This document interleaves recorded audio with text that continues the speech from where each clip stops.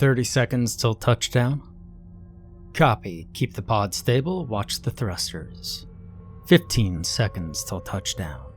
10. Orange-red soil appeared in the small window, dust flung up by the engines. 5 seconds. 3 seconds. Then came a thump and our bodies fell onto our seats. Touchdown confirmed. Welcome to Mars, gentlemen.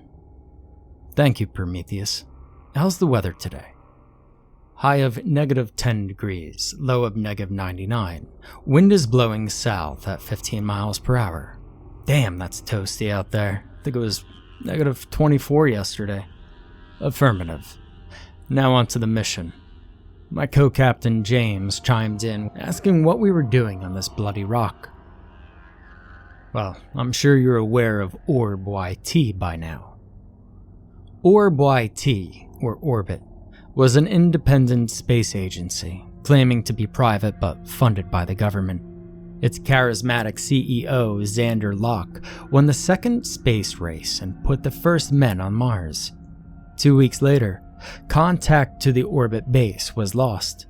Some odd behavior had been reported before and after they lost contact. Odd behavior wasn't unusual from Orbit, especially Locke's followers, who stroked his ego to a religious scale. Apparently, radios on the spacesuits would sometimes flicker on. A screech would be heard for a second, and then silence. It sounded more monstrous than abnormal. Something else had been noticed near the base, something equally as terrifying. A black pyramid. We were all more than a little shaken.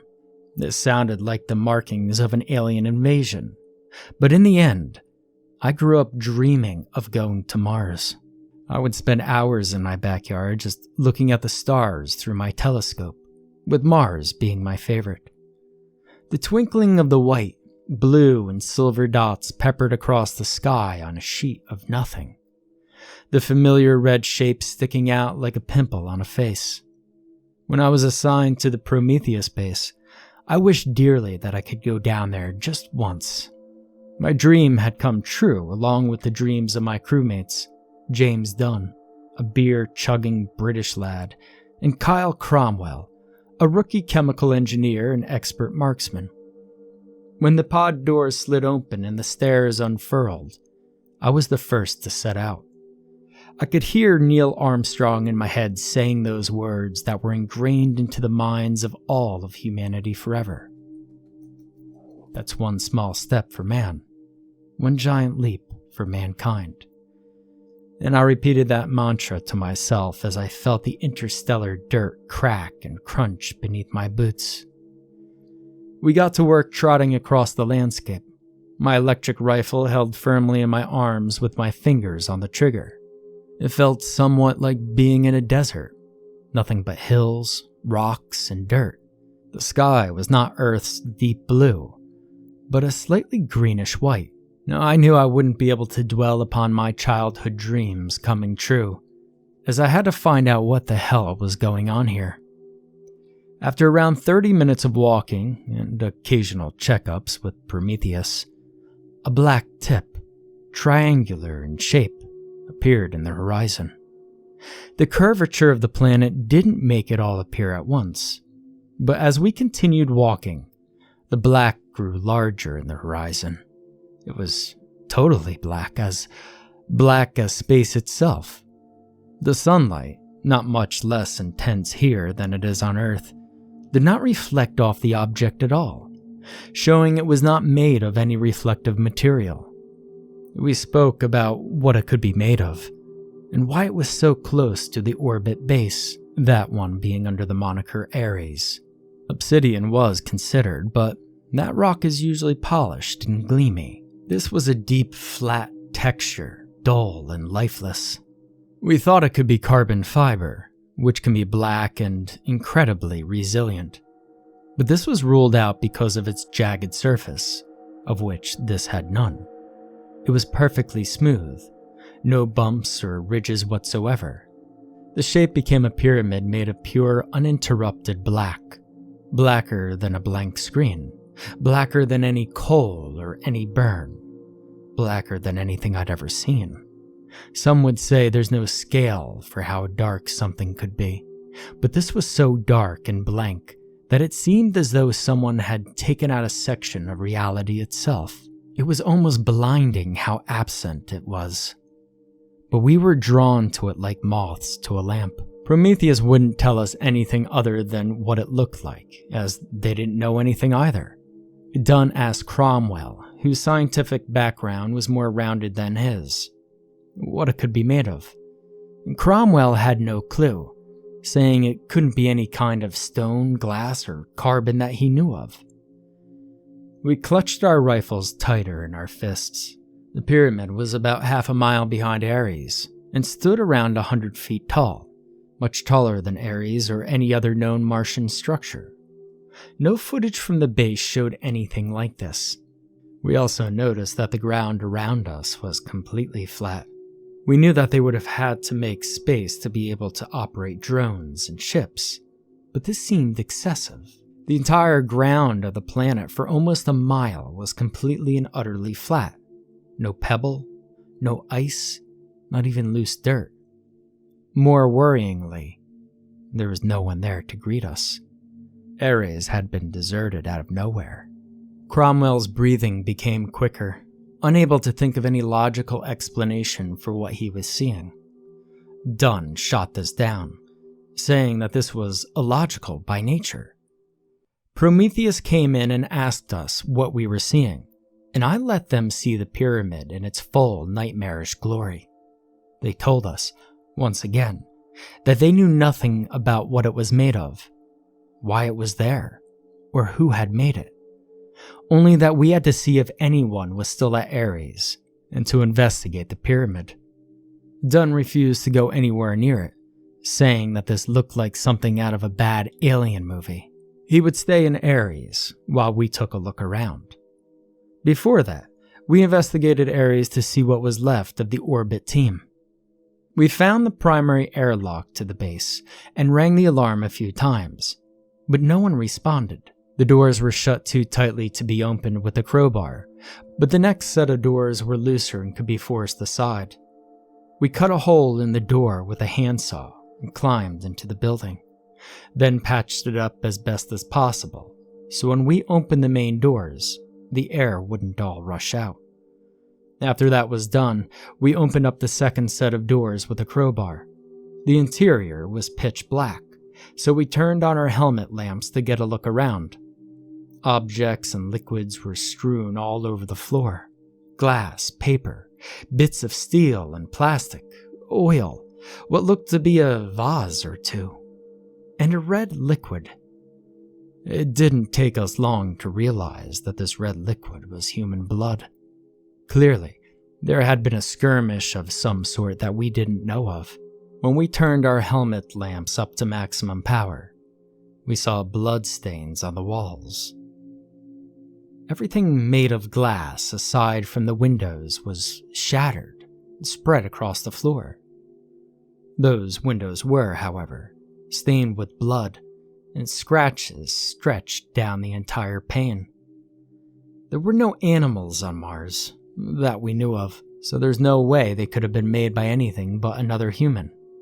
But as we searched the place, guns drawn and loaded, we found nothing organic. Nobody was there.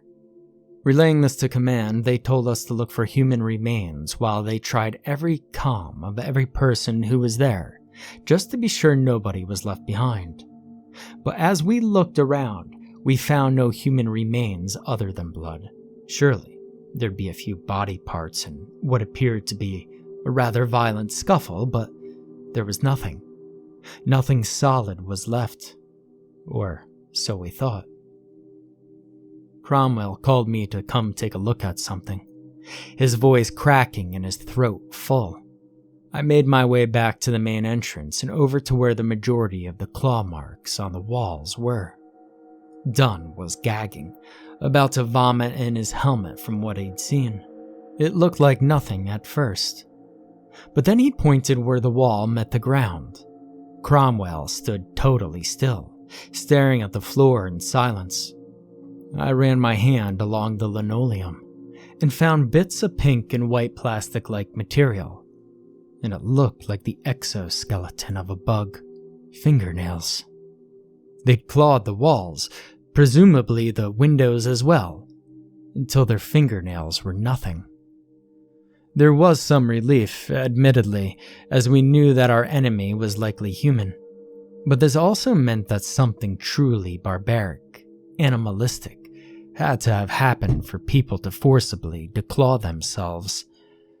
I turned my attention to the papers scattered across the floor, hoping that they'd tell us something. I gathered all the ones in the main entrance up and put them on the table and flipped through them quickly, skimming each one for relevant information. The first few said nothing interesting, just some legal or scientific documents. But then I found one that was distinguishable from the others. A white page with a few words at the top. "He has come. We must be ready." Now, what could this mean? I mean, who is he? Locke? Someone else? For that matter, who is we? After a few more unexciting reports about scientific mumbo-jumbo I didn't understand, there was another mostly blank page. Xander told us to build it. For him we must. For Locke we flock. Now I knew this must be in reference to the pyramid, and it was certain now that he was their boss, Xander Locke. I continued to look through them and found that they were becoming more and more incomprehensible. For Locke we flock, for Locke we flock, for Locke is God. None of this looked the slightest bit normal or professional. It felt like something you'd see written as a joke or the chant of a cult. But the next page shook me to my core, because the pyramid made up a large portion of the page. The Church of Locke, blueprints and construction details. Now I'm no scientist, just an ordinary space marine, just here to keep order, not to make discoveries. But from what I could make out, the pyramid was made out of some sort of rock. I gave it to Cromwell to see if he could figure it out, and he said that he recognized none of the materials listed. They were something of a different field of science altogether.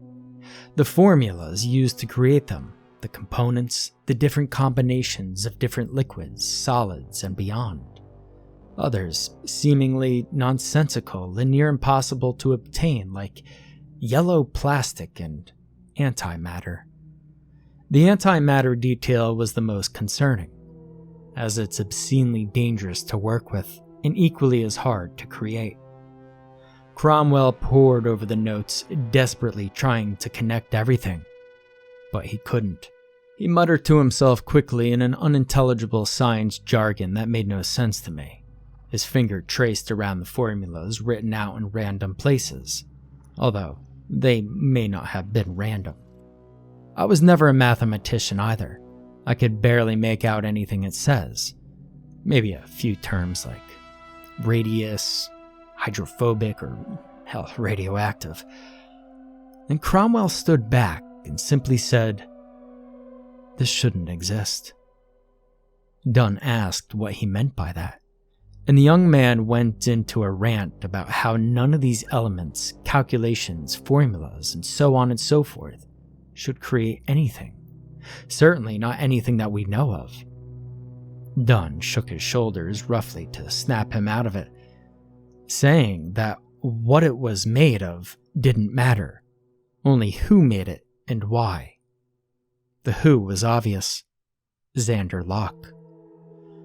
I took Cromwell with me to investigate the prism, with Dunn staying at the base in case anything happened to us. How could they build something like this without it getting leaked to the media? There's live feeds all over the place.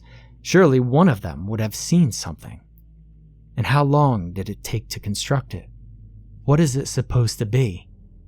We were mainly transfixed on its color, black. Once again, it was so dark that the human mind couldn't register it. It looked like a triangular hole in reality. From the sides, it didn't even look like a pyramid. but a solid triangle with no slants or vertices, just a solid black spot in the sky, the horizon, and the ground. As we got closer, the temperature dropped from -20 to -30 to -40 degrees Celsius, and continuing to go down further. We had to turn the heating units in our suits to full power to make it tolerable.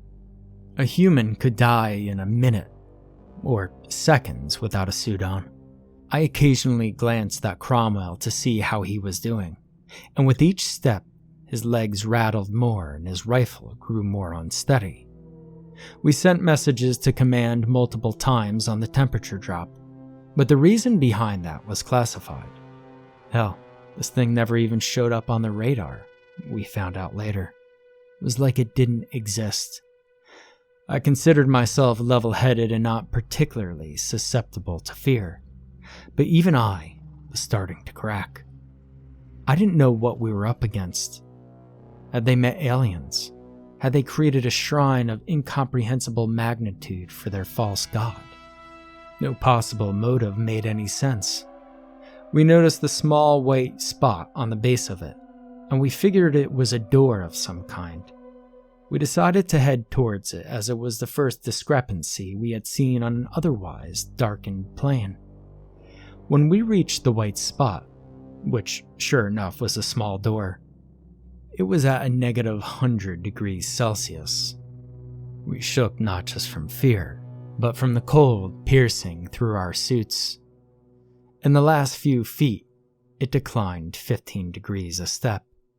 The ground remained completely flat and looked to continue like this for at least another quarter mile. Think of salt flats, but with dirt, totally packed in with no bumps, rocks, plants, or anything that could break it. Cromwell ran his hand along the surface. He said it felt of nothing. There was a bit of weight, but it was so minute that it felt like he could be pushing right through it. It was so cold that it felt like it was burning. Our suits could barely withstand the extreme temperatures, so we knew our visit would be short. I could tell Cromwell did not want to go inside, but that wasn't an option. We had to know why this was happening. The door was more of a hatch, really. It wasn't anything special, just a standard steel hatch with a black rubber handle. Something so ordinary on something so extraordinary left just another question we could never answer. The door was surprisingly unlocked and opened with minimal effort. I poked my rifle inside just in case, and then I placed the leg inside and prepared to jump down, as there was a small drop from the doorway. I motioned to Cromwell to follow, and while he did it slowly, he obeyed. When we landed, we turned on our helmet lamps, as it was extremely dark inside. Not a single light was present on the walls or the ground, which were both made of the same material as the exterior. When we looked around, all I saw was our lamps radiating against more darkness, with nothing in sight. I looked at the floor and saw only the Martian dirt. We felt around for some sort of wall to follow along with, but there were no walls. This looked like a totally empty room, like it was unfinished. Till I stepped on something. It cracked beneath me and I instinctively pointed my rifle at it, only to see it was a bone, and it was a femur bone at that. I slowly looked up and saw what looked to be church pews, and waved at Cromwell to come with me. His ankles looked like they were about to fall off of his body from how badly he shook. A few heads appeared above the pews, and when I turned to them, I saw a row of bodies, all in their OrbYT standard issue spacesuits, their helmets at their feet, and their heads a frozen red-brown mass. A shotgun sat in each of their laps. Cromwell was hyperventilating, whining at a high pitch in terror. Each pew onward was the same. Around a dozen OrbYT crew members having blown off their own heads in pieces, laying back in their seats with frozen blood stuck to the wooden pews. How they got wood up here? I'll never know. But then I heard Cromwell scream and fall to the ground. He writhed on the dusted floor, his helmet in his hands which pounded against the glass, not understanding what he was looking at. I turned my attention to the front of the church, to the very thing Cromwell saw. A black X-shaped cross was at the front. A humanoid form was attached to it. He wore black jeans, a black t-shirt, and his arms were pale white from the cold. He was so frail that his bones broke through his paper-thin skin. Long, aluminum pikes kept him pinned to the cross by his feet and hands, along with one more that went right through his stomach, impaling him completely. I looked at his face and saw that his eyes had been removed, 2 black holes in their place, and he had a smile carved into his maw. The short, coiffed blonde hair was the final sign. The one they flocked to had been made into a sacrifice.